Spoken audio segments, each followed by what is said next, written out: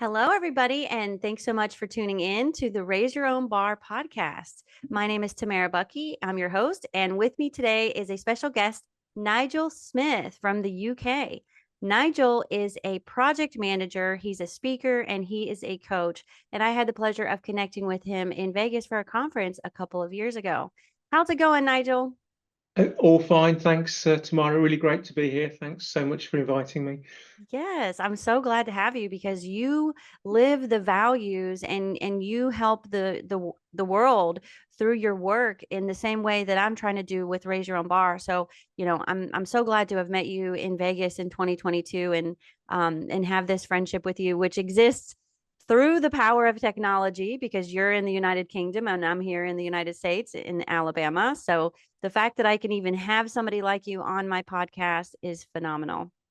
Well, thank you so much. And just to put it in context for any of your listeners, for anyone that's familiar with Stratford upon Avon, I'm literally 20 minutes away from it, the home of Shakespeare. But I can tell you because it's so close, I hardly ever go there. Probably been there like once in the last 2 or 3 years, which I think is usual for the course. But anybody wants to sort of pinhole me to a point on the UK, that's roughly where I am. Very cool. I did not realize Shakespeare was right there, or his historical grounds are right there near you. That's cool. Yeah. In fact, one of my favorite quotes comes from Shakespeare. How does it go? Make use of time, let not advantage slip. And so basically just seize the time that you have and be very mindful of it and use it to your best advantage. So something that I've got written on my vision board as well, which I have to remind myself of from time to time. Well, that's so brilliant, especially in today's age where we are our attention is the biggest commodity now, right? Forget oil, forget data, it's attention. Yeah. And Gary Vaynerchuk, he just put out a book called Day Trading Attention. And so using your time wisely is so important. And I know I get sucked in sometimes and it really is an addiction, to our phones and to social media. I have to put my phone in a drawer out of sight or it'll keep distracting me throughout the day and I won't get anything done. I'll just find myself scrolling. I didn't even know what happened. Well, just on that, a couple of years ago, I had some great advice off the internet to stop your phone being a distraction. And it said put it into grayscale mode. I don't know if you've ever done that. It looks like a black and white newspaper. It's so ugly that you don't even want to look at it. But the problem was I was missing quite important notifications from time to time, so I had to go back. But then what I did was just disengage from all of those social channels, such that they weren't that particular distraction. And a bit like you, I don't quite put it in a drawer, but I do put it face down so that I can't see it. But we live in the world of distraction. I think mastering that is one of the ways to get your own time back, really. Yeah. Well, the grayscale thing, I think you recommended that to me at one point, Okay. and it wasn't enough for me because even if I turn my phone face down and if it's in my line of sight, I'm compelled to pick it up and check it. So for me, it has to be out of sight, out of mind. But I have ADHD, and that's like a common trait for us Mhm. is out of sight, out of mind. So if I even just put it directly behind my computer screen, I'm golden. And I just build in time. I try to check my emails and my text messages and things, unless I'm waiting for something important. Of But I course. try to do it in batches because I know I disrupt the flow, and then now I've lost 30 minutes. Yeah, I mean, multitasking is a myth, isn't it? When you think that you can be really productive and efficient, and fundamentally, all the best texts teach you to do one job, finish it, then move on to the next. There's some great exercises we could do if you had plenty of time to prove that doing 5 or 6 things simultaneously is not the best thing to focus your mind, your time, or your attention on.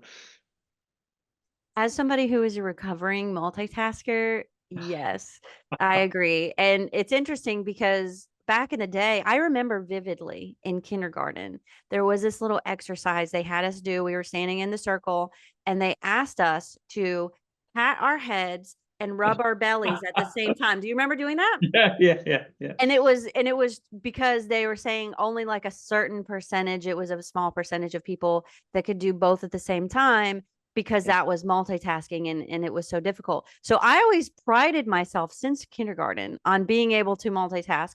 And then it wasn't until probably grad school where it really sunk in. Multitasking is not real. What you're doing is you're switching between the tasks. Oh, definitely. And the faster you can do that and still be engaged and productive, the more successful, I guess, you'll be. But that's not really multitasking. No, that's true. And we all work in a world, don't we? I mean, I work in professional services as a project manager, and I don't just have one project, I have several. And it is difficult to get your mindset from one project to another and make that connection so that you're fully present for what it is you need to deal with. But of course, we talked about distractions already. You might get, when you answer that customer email that comes in, there's this sort of tendency you have to sort of feedback quite quickly. I've tended to do what you do actually, and actually do it in blocks, certain time zones. The only thing that makes that a little different and difficult is I've got customers in the US, I've got customers in Europe Mm. and the UK, and some in the Far East. So that makes that sort of a little bit difficult because you want to catch people during the working day, but fundamentally you can't be at beck and call all the time because you put enough pressure on yourself. And I just feel as though you have to be present to be your best at that time for what it is you need to do. Yeah. Well, and it's different kind of work, right? The responding to the clients, that's more of a customer service uh type of activity versus the deep work of actually doing the project planning, the problem solving, the writing, the research. And so having little blocks throughout the day. I'm a huge proponent of the Pomodoro method. Having, those blocks throughout the day where you can set a timer and you're like, okay, I'm going to be uninterrupted for the next 60 minutes. So that way you can do deep work. And having those parameters really helps me to stay on track with all my things because I have a million projects going myself. Yeah. Um, Well, life is a project, isn't it? I mean, it's not just the work day. There's stuff going on outside of that which demands your time and attention. And very often these come at short notice to you as well. So it's about juggling all those things and working out what is the most important. yeah. Good stuff. So, what are some other tools besides, scheduling, block scheduling, and being mindful of your screen time? How else do you manage to juggle so many different things, like to stay organized and to continue to make progress? Well, it's really interesting, because somebody once said to me that everybody should meditate or practice mindfulness for at least 20 minutes a day, Hmm. unless you're busy, in which case you need to do it for 60. Okay, so and what I love about that is that actually taking time out can actually make you more productive when you're back on the job. Now, fundamentally, I'm quite blessed where I live near Stratford in the UK, in that just behind me, I've got access to a woodland and a track and some fields. I've got myself a 4-year-old English Springer Spaniel. And when I feel things getting a little bit too much and I want to take a quick time out, and I pretty much learned this during COVID, actually. The first time in my life I'd really slowed down because that's what the world wanted you to do. We go off for a walk and giving time and attention to him and just the surroundings around me. Just it's almost like a short, sharp detox. And I've just come back feeling quite refreshed. Nothing is then as urgent and important as it felt maybe 20 minutes before. So, and I also learned this from doing my qualified coaching practice. If you're going to coach clients, as the coach or mentor yourself, you've got to be in that space where your head is clear, you've dialed down all your inner distractions, and you're paying full time and attention to your particular client. So I've used some really useful techniques. I mean, other than that, I mean, one of the other good things that I do is sometimes play music, play my favorite music. Not only does it transport you back to a point in time, so I'll just share with everyone that I've got a signed photograph of Debbie Harry. I might dig it out a little bit later, but she was my heroine from my youth, and to hear any Blondie songs takes me back to that point in time. But it's also a reset for my mind as well, back to familiar and good times. But it's almost like complete active listening when you're sort of immersed into a song, or it might be a film or even a book, and it just sort of takes you away from yourself for a short while. And I just find that gets me back into the zone to be that little bit more present. But I probably suffer and struggle as much rather as most people when it comes to the distractions, getting yourself in the right place, dealing with things that are emergencies, which other people's making those type of things. I just have to find that if I'm not grounded myself, and if I'm not in a good place, it's a little bit like they tell you on the airline. If you don't put your sort of face mask on first, you're no use to anybody else. So I truly believe that, I've got to be grounded first before I'm useful to myself and to others.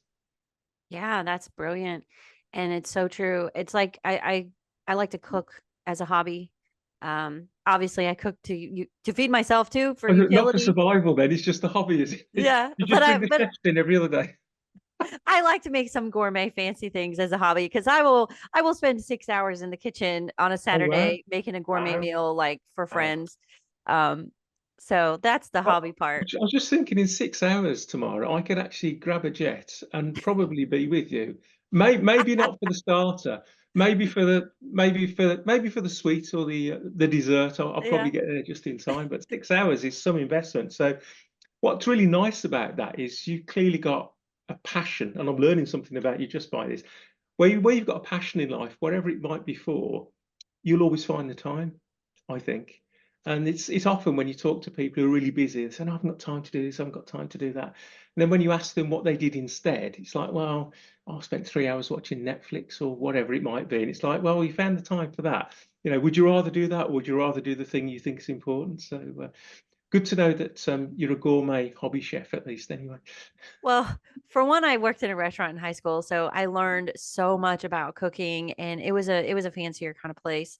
And like you would take your you would go there for prom for dinner before prom when you were in high school, and love to cook. It's fun. I find it therapeutic too. Like I I will like stress cook. Like I stress bake in particular because I don't know, there's something that's just for one, it's an outlet for my art. I'm an artist in a variety of ways. Ah, Food is art. And so, I spent a couple weeks ago, I literally spent like 6 hours in the kitchen. I made homemade enchiladas, two different kinds. I made beans and rice. I also made a pie and like little accoutrements. Like it was just a lot of time in the kitchen and I enjoyed it so much. But I don't do that very often because I really don't have the luxury of time. But maybe like once a month, I'll do that. Like really excellent. gourmet Well, something. well, there's a distinction between us because you're clearly a chef, I'm a cook. And whilst they do similar things, one follows a standard process to get it done. The other's a bit more artisan in the ingredients, the mixing it up in the presentation and all the rest of it. So, yeah, excellent, excellent. That was a great metaphor. Thank you. Well, what about you? You said music. You mentioned Debbie Harry. What Yeah. other arts do you find yourself drawn towards? Well, it's interesting you asked that because I mean, you recounted back to your school days, even when you were doing that sort of exercise, even I can't do when you're in the playground. I remember I loved art at school, and I don't know what it's like in the US, but you get to a certain age, maybe, I don't know, 13, 14, you have to choose various options you need to move forward with. And I went to a very traditional comprehensive in the UK, and I really loved art and I wanted to take it forward. So I did a lot of what was considered the easy subjects. There was like metalwork, there was art. I was missing all the sciences and all that sort of stuff. And I was probably on reflection advised to go for the more highbrow subjects rather than the ones I felt I enjoyed the most.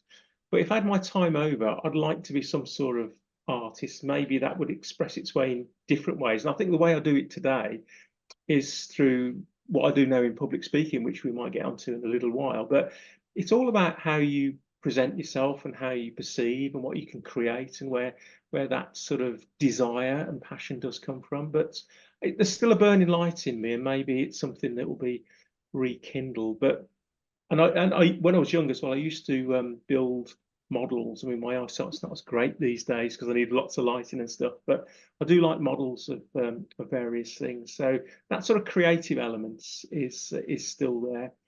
What was the question again? Was it about Just other kinds passion? of art that draws you in, painting. You mentioned models. That sounds really fun, doing Yeah, modeling. yeah. They're all packed up in the loft from last century. I'll just go back that far, and they're meticulous and they're sort of like cotton wrapped. And I think we spoke sort of pre this session that I'm a bit of a recovering perfectionist. And I remember when I was a child, I built a model of an E-type Jaguar. That's a car that folks in the US are familiar with back from the 1960s.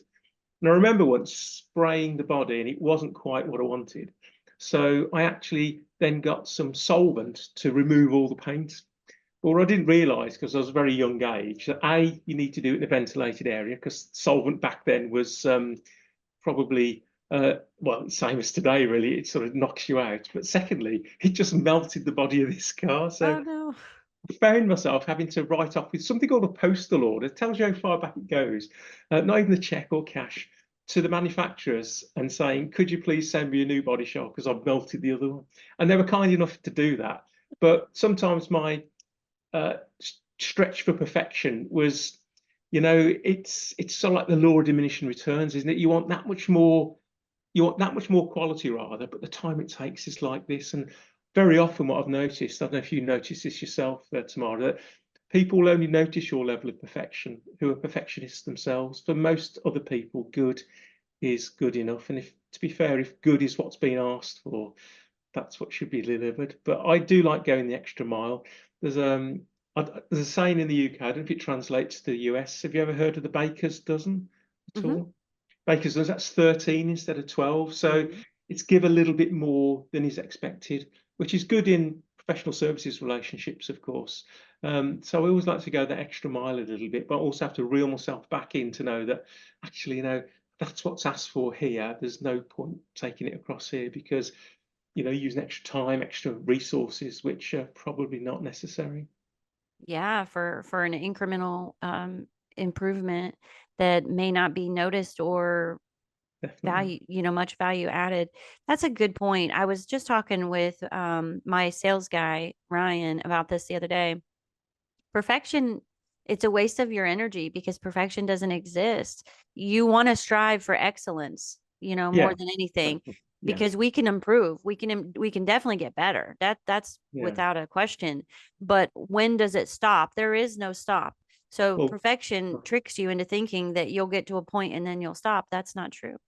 yeah, because I think for me, perfection is not a destination, but it can certainly be a vector or a path, as you say, for excellence. And I know about your experiences in the world of project management, Tamara. Sorry about that. My Alexa tried to kick in on the act there. Trying to give me some wisdom or just listening in, not too sure. What was I going to say? It was about perfectionism. I've lost my train of thought. It'll Mm. come, it'll come back to me. I do apologise. Do Oh yeah, apologise. no, you're fine. Jeff Bezos wanted to say hello through your He Alexa. does, he did, and it's completely lost my train of thought. So I'll get back to. Oh yeah, sorry. Another great quote from Voltaire, which is "Perfection is the enemy of good." And one of the mantras I sort of try and do in everything that I do is progress over perfection, because I can tell you that when I was a perfectionist, on at the stage, as I said before, I'm a recovering perfectionist, is pretty much that would lead to inertia and procrastination and not starting anything. But actually starting or moving something is much better than thinking about it. Action always beats thinking in that regard. So it took a lot. I had to sort of remove the breastplate, so to speak, and say, right, I'm being a bit more vulnerable at all of this. I'm sort of saying I'm not perfect at these things. Because what it did to me, particularly in youth, was if I didn't think I was good at anything, then I wouldn't try it. So for Yeah. example, if I wanted to be a gourmet chef and I thought, well, this looks too hard, I had a bit of a go at it and just completely ruined it, chances are I wouldn't have another go. But what life has taught me since then is, well, you don't know how good you are at things unless you have a go, unless you get the right feedback of people saying to you, that was good. How about you try this? Or here's a suggestion for improvement. Get that trusted circle of people around you, and it can sort of raise you up as you move forward. But yeah, fundamentally, it stopped me doing a fair few things because I thought, no, I'm not that great at it. It tells me of a funny story, actually. I came to the US again last century without giving my age away. And I remember going to San Francisco, and I can't remember the name of the stadium where the San Francisco 49ers play. I don't know if it's Candlestick Park or something like that. And as I was driving up, it wasn't the match day, it was just driving up to see the stadium, which was really impressive. It got something like San Francisco 49ers, world champions, I don't know, 88, 89, 90, 90, and it went on for ages. And I looked at it and I thought, well, that's great being world champions, but American football's only ever played in America. And maybe if it was like a world sport and they couldn't be dominant at a world sport, then maybe they wouldn't do it. And it just struck me, and I remembered it to this day, that something like you could be a world champion in your own country because that's the only sport that you play. So it's sort of like a smaller sort of village of people, if you like. But that always made me smile a little bit. That makes me think of being a big fish in a small pond versus being a little fish in a big pond. Yeah, So our American football is that because it's only played really in the US, and yeah, I think a yeah, couple of other sure, countries may play it somewhat, but of course it's nowhere near like soccer, which is true football sure. compared to because that's played in like every country. Or most of them, yeah, definitely, Yeah, yeah. interesting. Yeah, Well, perfect. oh, sorry. No, please, can Just in general, perfection is something that we use as a crutch to hold us back. Like if we don't think we can be good at something, and this goes hand in hand with imposter syndrome. There's a lot of reasons why people feel impostered, and the lack of perfection or lack of confidence in being able to meet the acceptable criteria, which if you're a perfectionist, you put these really high criterias on yourself that are unattainable, then it'll just hold you back and you won't go after the thing and you use it as a crutch. Like there's a Yeah. reason I don't play guitar. It's because I've tried to play guitar and I suck at it. And so I have a guitar. It sits in my living room and collects dust. And I hope one day I learn how to play it. But my ego is in the way kind of on that. Well, do you know what my solution is to that? You ever heard of anything called Guitar Hero on the PlayStation or Yeah, yeah. Nintendo? I got one of those. I'm going back a few years in time again now, but that's so simple. You just press buttons and it sounded fantastic. You could be an absolute rock star in 5 minutes. It was good fun. But yeah, interesting what you're saying. I think as well, just going back to the world of project management, generally speaking, and I trust the same is most for everyone that's listening here, is that most of the work that project managers do on a project is invisible to the clients and possibly to the project team that you're working with. Because basically, what you're trying to do is keep the ship going in the right direction, and you're looking out for the icebergs. You're making sure that people aren't just moving the deck chairs around on the Titanic, so to speak, impending doom, but you're just messing about doing something else. You're keeping a check on the weather, you're making sure you're on course. And it's fundamentally doing things that probably some people don't appreciate.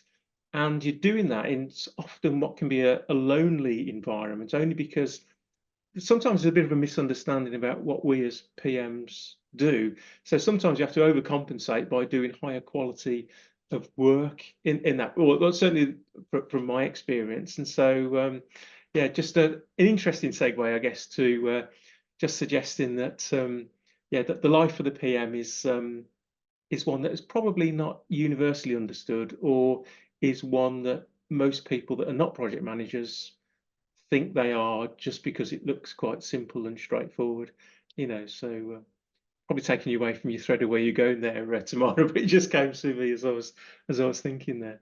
No, no, this is a free flowing conversation, so we can. And I have ADHD, so anything, Okay. anything is up for grabs here in this conversation. Project management is not glamorous, although it has been kind of glamorized for some reason.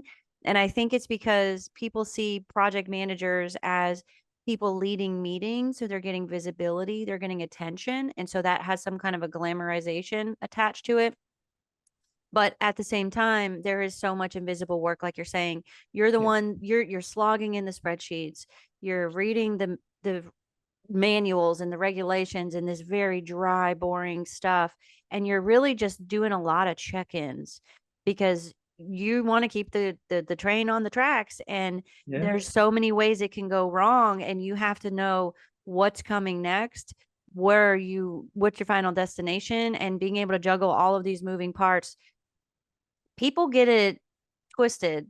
They think it's easy. It's actually not easy because it's trying to juggle a lot of different things at once and keeping track of information and people and resources. But it is rewarding. It is fun. It is because it's always different. It's always exciting.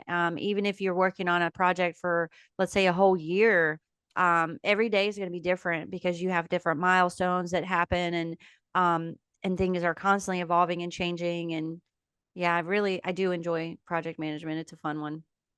Yeah. I also think as well the main skill set, or what a project manager should spend maybe upwards of 90% of their time doing, is simply communication, and very often it's a human skill that we're not that great at. I mean, it's one of the reasons that, when we met in Vegas, I was there doing a presentation at the Global Summit. But before that, I would never have entertained the idea, of course. But what I've realized is that communication is a fundamental human skill that actually a lot of people are quite afraid of.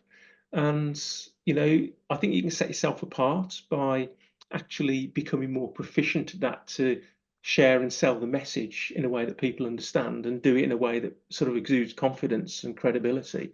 I think is what we should all, well, I'm not saying what we should all strive to do. Certainly one of my personal goals is to become a lot better at that particular discipline. And so far, so good, so to speak. And I'm heading off to LA in about 6 weeks to do something very similar, and I'll hopefully be putting that application in for wherever it's going to be next year as well. But just to come back to what you were saying about project managers in the UK, I mean, you're probably well aware, Tamara, I do a lot of volunteer work for the Project Management Institute UK chapter. But there's also another body of project management in the UK called the APM, the Association for Project Management, which some of you folks may or may not have heard of. They're massive in the UK and around Europe, and sort of the colonised places of the old Imperial British Empire. But fundamentally, they offer a certification. It's about the equivalent to a PMP, but it's actually got the Royal Charter. And then the Royal Charter puts you almost in the same bracket as like a doctor status, or a chartered accountant, or a chartered engineer. I was listening to a guy called Adam Bodison, who's the CEO of APM, who actually, by the way, tomorrow, you may not have known this, but he was actually in Vegas in 2022 when we met. He was there at the invite of Pierre. And he talks about profession over association. So it's all about project management, not PMI or APM per se. But he gave this great example. For example, when you have to have certain professional documents countersigned, it can only be done by, I don't know, a doctor or someone of some professional standing. He says one of his goals is to one day make it be that a project manager can do that sort of thing. If you need something really important countersigned, like a passport or a travel visa or whatever it is, for regulation reasons, that PM signature is seen as like the gold standard of sort of authority and credibility of a really well-respected profession. So bring that day on, I say. Right. And bring on the increased salary too. That Yeah, sounds like definitely. should go along with such a Yeah, prestigious job title. definitely. But we do it for the love of it, don't we? I think if you're passionate about what you do and you have fun and you're learning, yeah, well, the salary and the reimbursements is important, all those rewards. Sometimes you get a lot of satisfaction out of knowing that you've done a good job and got a great result, even though when it all goes well and to plan, people just say, well, that's what we expect to have happened. So a bit of a light pat on the back. It's when things go slightly wrong that, you can be sort of that sort of, not fall guy, but, seen as that single point of failure, or how did you let that go off track, or why has this happened, or anything else. It's very often become a target for those type of things. Well, there's two things you made me think of. One is a quote that I unfortunately cannot recall verbatim. I was trying to find it. But it's something to the effect of, the tragedy about communication is that most people think it took place when it didn't. Yes, Because communication is so important, and we all know how to communicate in all of these different ways, but often we don't do it correctly. And part of the reason is because we're communicating in the way that we communicate. yes, Whereas you need to meet people where they are. And I deal with this with, I've dealt with this over the years with teams. I've had to work with teams across the globe. And so I have to work with them on their timeline. I have to go to the technology that works for them, and not just go by my preference. And communication is two-way. of I course. tell you something, and then I need you to make sure you understood it, and maybe kind of summarize and send it back to me of what you Exactly. heard. Exactly. So if you're going to be, are you going to the summits in Los Angeles, by the way? Because I one of my, am not. I actually have some gigs that I'm going to be doing at that ah, time, for the local college here. If I if I didn't get those gigs, I was planning on coming. As you know, I'm originally from Los Angeles anyway. It would have been nice Okay, to see family, but no, I'm gonna miss you this year. no worries. Well, it's interesting because without giving too much away, one of the aspects of what I'll be talking about is about listening and communication. And actually, we all know, don't we, that people ditch, dump, and delegate via email or Slack or some sort of one-way sort of tool in that regard. And fundamentally, emailing is not communicating because it's exactly to the point you made, in a sense that whoever's sending the message has got to make sure that it's both received and understood. Just sending it out and then assuming that, oh, my job is done here, it's on somebody else, is a complete misnomer. But actually, it goes on all the time. And even before email was around, and I have to say, I was around before email was around, maybe uh, late 80s, early 90s, there's this thing called a memo, which went through a typing pool, which is exactly the same thing. And memos were written for exactly the same purpose. It was really to cover somebody's backside and almost absolve responsibility in that regard. And it's a slight that even today we still have that particular practice. But not everyone that you speak to really gets and understands that true art of communication, because it is quite a developed skill. But like we talked about earlier with perfection, I don't think it's necessarily a destination, but it's certainly a journey that you go on to improve and get better. And that's one that I've certainly subscribed to try and improve how I come across, how I relate to people, and all those things. Because fundamentally, coming from a perfectionist background, communication skills weren't the greatest or sharpest tool in my toolbox at that time. So I've had to sort of get them out and get to Stephen Covey's, I think, habit number 7 and resharpen it a fair bit. So, but it seems to be working well right now. I have to say that one of the boldest things I've done probably in the last 2 or 3 years, since before I met yourself, was on my LinkedIn profile. I've got like project professional, coach, and then I put conference speaker, and it's like, oh no, now I've put conference speaker. I need to do it. Part of me wishes I'd have written author or something like that, because I might have written a book by now. But putting it down, putting it out there and saying it, it's like, got to make it happen. So the first time that happened was when I met you in Vegas, big global summit on the world stage. I mean, it's like climbing Everest, isn't it? It's like, well, where do you go from here, Yeah. fundamentally? So 2022, I was a conference speaker because I went to one conference. 2023, of course, we met in Atlanta.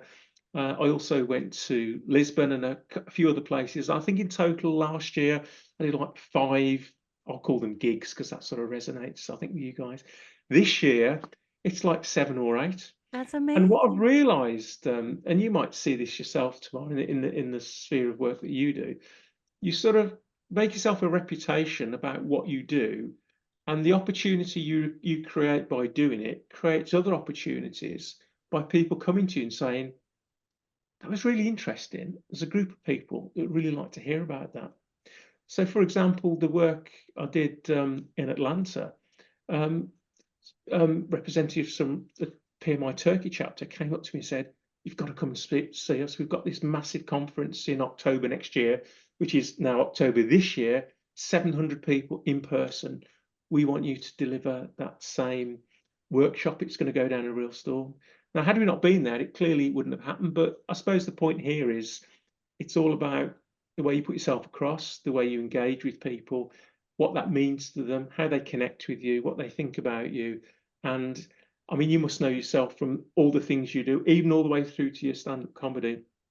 It's really nice to be wanted, isn't it, in that regard? Mm-hmm. Really nice to be invited in to do something and be part of something really great. So, yeah, one of my probably biggest achievements in recent years is being as bold as to say, this is what I'm doing. I sort of said it out loud and I wrote it down. Now I've got to make it happen.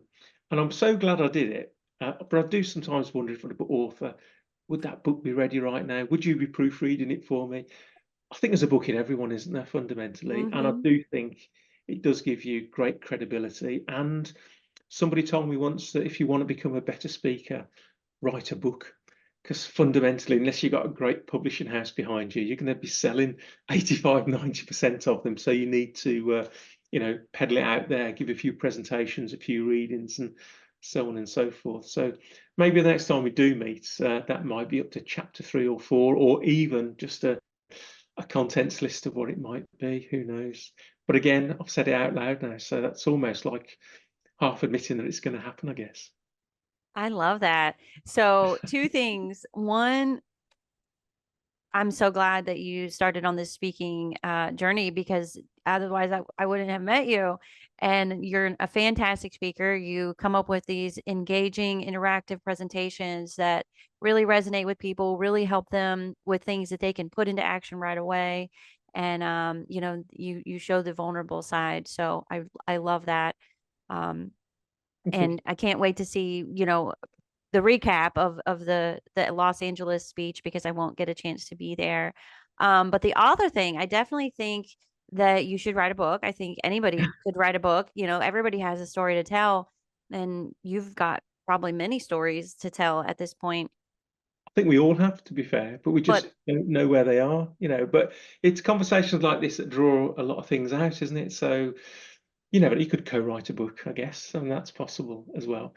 It's interesting fact, actually, because once I'd got on my speaking journey, one of the first things I realized is actually you're better off being not a solo speaker, but in a pair. hmm, And I don't know, I mean, I'm sure if you've ever heard of the Zoo format for morning radio shows, I believe it started in the US, but basically you've got your main DJ and he's surrounded by what they call like a posse of other people, like you might be a sports correspondent or just someone from the production team, and they just have a conversation on the radio in between all the music and everything else. And it's really engaging and it's really fun. And it puts all the, what shares that pressure of continual talking between a few people. And I suppose it was almost like when you listen to a podcast, maybe like this one, for those that are listening now, it might seem quite interesting. I don't know. But I listened to a podcast done by PMI Sweden with a couple of people. And what clicked with me was if you've got two presenters, or maybe a presenter and an interviewer, the natural conversation and the style and the flow and the fun just make it really engaging and engrossing and interesting to listen to. So just to get a step further, when I started doing the big, more global sort of workshops and presentations, doing it as a double act is actually quite good when you're on the floor, so to speak, because you can have a bit of banter, which is a bit of fun and games with your co-speaker. When you're lost for words and you dry up, the other one can jump in and sort of carry on. You can have a bit more fun with the audience. And I just found it a really engaging and more immersive experience. So everything I'm looking to do is on this scale, is with others, and I've got an idea for what I want to do next year. But maybe the year after that, tomorrow, I might be knocking on your door saying, we've got these great synergies in sort of things we talk about. Why don't we go to the next global summit and do this particular subject? And particularly on the PMI talent triangle, for example, I'm very interested in the power skills, those more interpersonal leadership skills, as opposed to the business acumen and the ways of working. They're clearly important, of course, but for me, being an introverted perfectionist, where connection relationships is really difficult to do, and I've sort of opened the door, walked through it, and yeah, I mean, sometimes I revert back to the style I am, because that's what you make of it. But I've realized that when you become more relational with people, the task part of the job that we need to get done as PMs becomes so much easier. It's almost like that switch from command and control to the sort of liberated leadership of agile, if you will. So it's a really nice segue, not just in what's happened in the industry, of course, but personally in my own life, in that just opening the door to others and just being that little bit more personable, more relational, a bit more gregarious, those type of things which enable you to develop connection, rapport, and relationship. yeah, I haven't considered in the past doing a presentation with another person, but it's funny you mention it. I just had a friend of mine, a local entrepreneur that I met doing a speaking engagement like 2016. And she asked me if I would be interested in doing something with her to do a co-presentation. So I might be doing that soon. And I would absolutely love to do something with you, Nigel, because you Sure. and I both love the personal skills, because I do think the soft skills that they call them are more important than the hard skills. Oh, definitely. I like to think of it as soft skills for hard outcomes. Because we know, don't we, as project managers, it's all systemic, it's process, process, process. And whilst that's important, yeah, personally, I think you sort of apply that in the spirit rather than the letter of the law, so to speak. Hmm. But the actual human skills, again, which, you know, for a human race who've been around for a long time, and to find that the ability to speak in front of people is still something which people would put ahead of death or networking or even clowns as their greatest fear is quite staggering, really. And again, I'm on that sort of vector to becoming better than I am or better than I was yesterday. And it's amazing where it can get you, and the sort of relationships and doors it can open. Because if I'd been my normal introvert self, and maybe I'd rocked up at Atlanta 2 years ago and I wasn't a presenter, I might have passed you in a corridor. We might not have met in the same session or over a drink or whatever else. And I've just realised that, just striking up the conversation, the great thing about PMI, the great thing about what we all do is that sense of community, that like-minded people, in that sort of trusted advisor group. And then it makes it much more, well, certainly for myself at least, much easier to sort of break that ice and sort of get to know people, understand their motives and their interests and their backgrounds. I mean, I never had you down as like an experimental gourmet cooker, so to speak, or chef rather, I should say that correctly. But you're telling me little nuggets about yourself, which, as you said earlier in your own story, make it more memorable, make it more relatable. So, it might be I won't speak to you for another 6 months, but I'll just say, I remember that 6 hour session you did in the kitchen, with those results you got for all your friends when you're doing that massive spread and everything. It's just a great way of connecting at a relational level before you have to get into the detail and seriousness of the work in hand. Yeah, and if you go into it like in a PMI situation or any association or group that you belong to, you already have that connection point that you can then build on. And that's why speaking to strangers is so intimidating, is because you don't know what connection point exists. But I can assure you there is always something. Humans are humans. We care about the same thing. We all want to be happy, healthy. We want to express ourselves. We want our privacy. We want our peace. Like that's all we want. Yeah, and we're all social creatures. We're, there is that sense of belonging. We're not meant to be alone. And of course, when people go to these large conferences, they're there for a reason. One of those reasons is to learn and to network and to grow and to develop. And again, you can't do that as a sort of solo sport, so to speak. You have to do it, meeting people that you know or developing those new relationships. And I guess you found as well from certainly the PMI Global Summits, all of the board and Pierre, they're totally accessible. And it's like, meeting royalty of PMI. So accessible, good for a chat, and you get to know them, you get to understand them, and you get to believe in the mission of, where that particular institution is going. It makes you feel part of something, much bigger than yourself. Yeah, absolutely. And also it gives you opportunities to give back, because we all have it in us that once we get to a point where we have something of value, whether it be resources or intellectually, we want to share that. And PMI gives opportunity to volunteer, get involved, make a difference with other up and comers. People that are just getting into the profession, as well as, as well as I do, when you volunteer your time, the reward to you is so much greater than what you're actually providing to the other people, that it almost seems like it's not really volunteering at all. It's almost like, is there really anything altruistic when you look at the root of it? Because I get so much benefit from my Yeah, volunteerism. yeah, it's interesting you say all that because efficiency would teach you that you can't get more than 100% out. But the more you put into your passion, be it voluntary with PMI or whomever, you can get more than 100% out. Well, that's at least how it feels. And it's really interesting how I fell into volunteering in PMI because I took my PMP certification back in 2007. And I thought it was really hard to get, by the way. One of the hardest things I've ever done. I went on a boot camp away for a complete week and took the exam on the Friday. Just, Ooh. just we talked about distractions earlier. It's like woof, no phones, nothing, no TV, no drinking at the bar. This is just complete focus time. And once I'd got it, I was like so pleased because felt like a real achievement, a bit like passing your driving test in that sense, that freedom it gives you. But actually, once I'd got my PMP, I realised then that you have to keep it alive, and you have to keep it alive by these professional development units, and you have to get 60 of them across 3 years. And I thought, God, how'd you get all of those? And this is way back before everything was sort of virtual and more available than it is now. So I'd have to drive like 30, 40 miles to an event for like one PDU. Mm. Oh God, this is a bit too hard. I've got to get 60 of these in 3 years.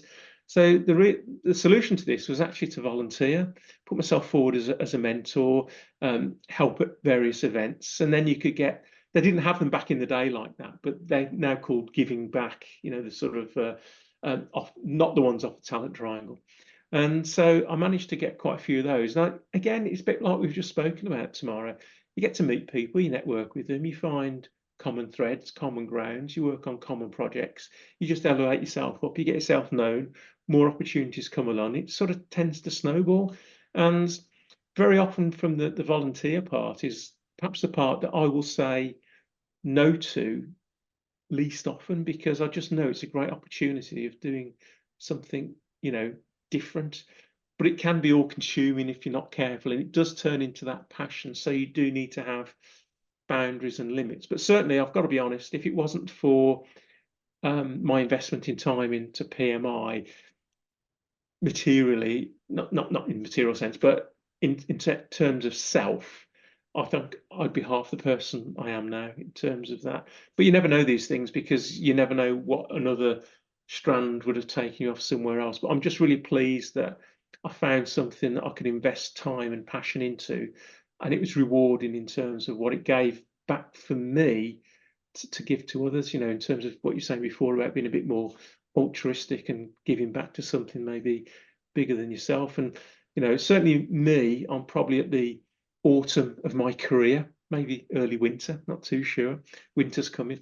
That I feel now that I've got something that I can share, which might help others if they're really interested and excited in coming up through the profession. Because in the days when I became a project manager, people often ask me, why did you choose to become a project manager? And I often respond by saying, well, I think it chose me because I was your archetypal accidental project manager. Okay, so I didn't know I was one until somebody said, "Oh, you must be the PM." I actually started life as an engineer, which is all structured, analytical, process-driven, quality-related, outputs, outcomes. So it fitted quite naturally and quite neatly.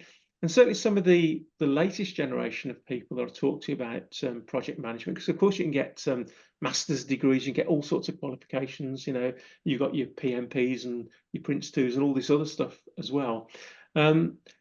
These modern guys, they've actually made a conscious decision to become project managers. So they actually thought about it, which was a lot more than I did back in the day, because I just sort of fell into it. So, there's things I can share about, you spoke earlier about the rewarding and glossy part of being a project manager, but there's also, that bit under the surface, the iceberg of stuff underneath that nobody sees that actually can be quite challenging, which I also think, and I think you mentioned it earlier, because it's such a variety of different things, brings out such different skills in us to deal in certain circumstances. And, you have to be a negotiator, a mediator, a parent, a problem solver, a communicator, it's just a phenomenal range of things. I never think that I'm master of any of them, but a generalist across all of them, enough to get me out of trouble, or at least to be able to lean on someone for help or guidance or whatever else. And I think, very early in my career, because I worked in the UK automotive industry, which is very command and control. It was very blame culture, very fear culture, that the only way of getting stuff done was by who shouted the loudest. And I know that there's a lot of organizations still today that operate like that. But that was one of the big lessons when I left that environment and realized that actually it's the people that deliver projects, and it's the people, if you get to know them, develop the relationships, task bit becomes so much easier. But it took me quite a while through my career to realize that. So I guess my advice to anyone out there, it doesn't matter what line of work you're in, is focus on the person, focus on the individual, and focus, on their world a little bit, because very often, when we see someone that reacts to us in a way that we don't like, we tend to make assumptions and judgments about that other person, but actually we don't really know what's going on for them in their world. They might have woken up on the wrong side of bed, or there might be something in their personal life that's not going well for them, or they might have had a distracting email or a demand or whatever else. And we don't always see them through the lens that they want to see themselves, or that we see them. So it's just being sort of a little bit more empathetic. And I spoke earlier about being a little bit more mindful and being present for other people. I have to say that in the early part of my career, I would say, "Oh, that's for wimps." It's like, get over it, get on with it. What's wrong with you? Come to work and you're half dead type thing. All wrong, different times, I know. But now I think being more personable is probably one of the biggest life lessons that I've learned, and I wish I'd have connected with it and realised it much earlier in life. And it all seems so obvious, really. You know, I often say that if I was, I don't know, between 10 and 15, if someone gave me a book of life that maybe I'd written at age 18, said, "Nigel, you need to read this." Even back then, even up to the age of 18, I probably wouldn't have read it, or I'd have read it and thought, "No way, that's not going to happen. This isn't going to turn out like this." Just, yeah, shut the door, sorry, shut the book and just throw it away. But, you know, and that's what makes us who we are, because I do believe I'm the product of all my experiences and every day that's got me to this particular point. And I think wisdom is something that does come with age, and is probably, or should be, more valued than intelligence in that regard. And so, yeah, for me, the thing that sort of drives me forward is knowing, well, I'm glad of where I am right here, right now, but maybe where I'm going to be in 5 years from now, what am I going to be doing? And that unknown in the past would maybe have frightened me, but because of the trajectory I'm trying to set myself on, I just know it's going to be somewhere good and exciting and passionate, and to meet and work with people such as yourself is such a blessing, really. Because if I was to wind the clock back 3 years from now, I guess 70% of everything I've shared with you this evening, or rather this morning or this afternoon, tomorrow, wouldn't have happened. So it's just life and those opportunities, and how you grasp them, and what you invest into them, really. Yeah, and you just be open. Be open. And that's the best thing in life, is know where you want to go to a degree, but also be open. It's like agile versus waterfall when we talk about project Yeah, management, right? yeah, Waterfall, you have to know the end before you even begin. Whereas with agile, you just start building it, and you'll figure it out as you go. And I yeah, think life lends itself a little bit to both. You kind of have to have a long-term goal to be able to go towards with the waterfall approach, but you also need to stay flexible and adaptive, and know that things are going to change, and change is fine. Change is good. Change is inevitable. But I do think project management is a good combination of both the soft and the hard skills, and I think that's why we like it, is because it tickles both sides of the brain, I guess. sure, sure. And Yeah, yeah. Sorry. oh, I was just going to say one thing about, you mentioned a teacher might tell you that you can't get more than 100% out of something, but that's not true in finance, because compound interest, and I think that's how you kind of have to look at it, with the the relationships you build with PMI, and every time you put yourself out there in a speaking engagement or in a networking environment or whatever the case may be, what you're going to get back is even greater, because you're connecting with people, and together it's compounding. So you and I speaking together is we're capable of doing so much more than individually. Well, yeah, more than the sum of our parts. Reminds me of a great quote. I don't know who it is, so I'll call it anonymous. But you may have heard this. But if you want to go fast, go alone.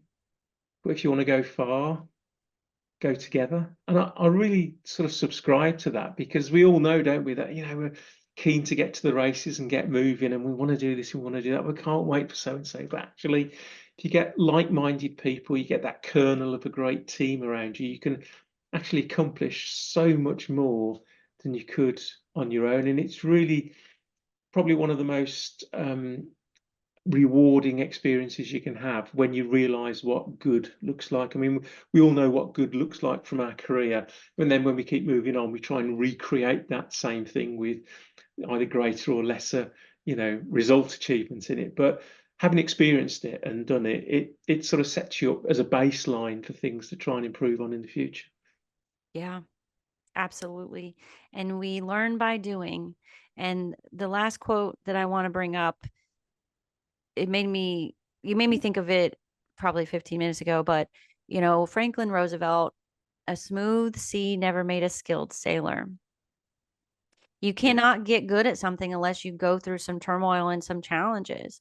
So embrace those challenges, look at them as opportunities when they come up, because this is going to make you stronger, more adept, more flexible, more adaptive, and you're going to be able to prove your worth. Excellent. I've got a similar Roosevelt quote. I'm not sure if it's him or his wife, but and I sort of live by it a little bit, which is do what you can, where you are, with what you have. And that's using the available resources around you, because very often you're in a tight spot and you would love loads of resources and other stuff to get the job done, but you've got whatever is available around you and you have to sort of adapt to that particular situation and just do it. And when I start reading and reflecting on quotes like that, I've just realized that all the problems I've ever had in my life, or all the problems that are going to come to me in my life, everybody else has experienced them before, and they deal with them in smart ways rather than panic or just hide or whatever else. I think there's a lot of wisdom out there that I sort of really sort of reach out to. Absolutely. And I'm so glad that I have you as a resource and vice versa. For when you run into some problems, you can always reach out to me. Well, Nigel, this has been really great getting to know more about you and how you are impacting the world. So, as we wrap up, is there anything else you wanted to touch upon? And is there anything else? Is there anything you want to plug as far as where should people find you if they want to know more about what you do or anything like that? Sure. So I mean, people are welcome to connect with me on LinkedIn. It should be under Nigel Smith PMP. Just plugging the PMI part there.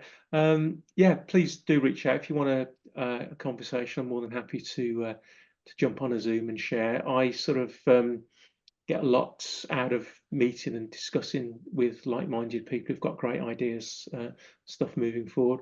But perhaps maybe the one thing that I'd like to leave everyone with, and it was something as a bit of a sliding doors moment, if you will, that came to me through my coaching practice a few years ago. I mean, and actually, it sort of touches on Tamara what your speech in Vegas was all about, imposter syndrome, which I really connected with at a deep level. Was I went through this great coaching session with someone that was coaching me, and at the end of it, after we'd filtered down through everything I'd shared, there was just how many words were there? 4 words which was like a revelation to me. And those 4 words were, I am good enough.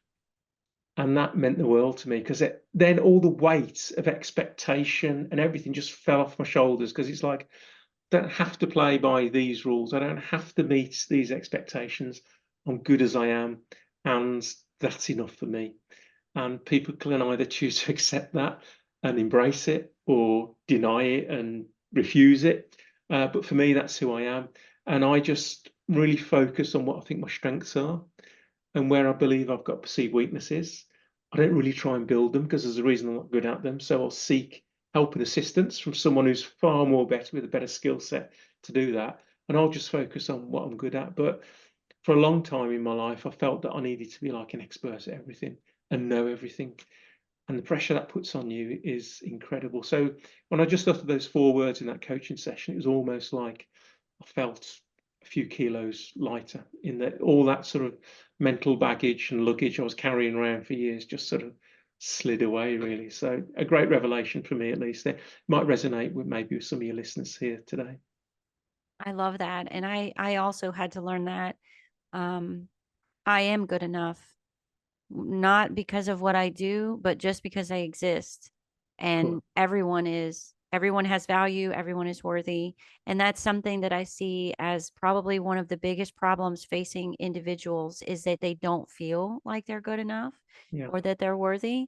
And so that's something that I consistently try to share. So if anybody's listening and you're not feeling good enough or not worthy, reach out to me, reach out to Nigel. We'll talk to you about it. We'll explain what we've done to help ourselves become comfortable with who we are, because you're not alone. Everybody goes through this.